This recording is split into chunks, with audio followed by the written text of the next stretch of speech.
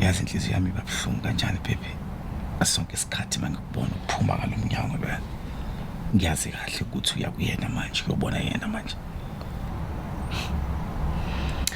Honestly speaking, the feeling is mutual. Pause ahleleleni sithanda sami. Because clearly awusamthandi lo muntu. Wangamshi. Just divorce him and just come stay with me. Akukho lula kanjalo. Angikwazi ukuvana ngihambe nje. And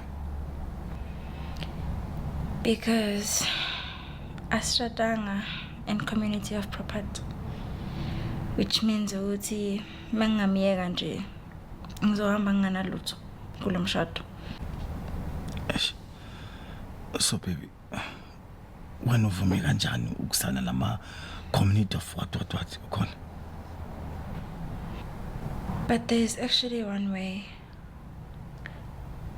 engenza ukuthi ngikwazi ukugcina imali yakhe ngithole nama estates wakhe.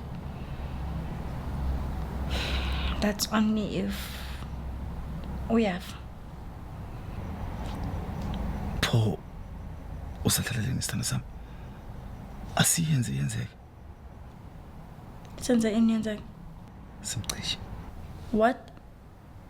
Le mali eyakho nawe. Nawe futhi nalilungela ukuthi ube nayo le mali le. Ngakusiza mina. Ngishela isibani sonke.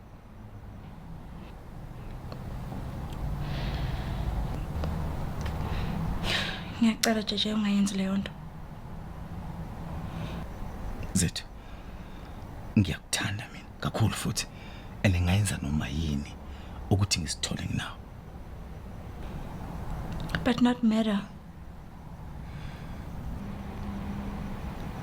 Babe, ungangitshela ukuthi awukaze wayicabanga yona.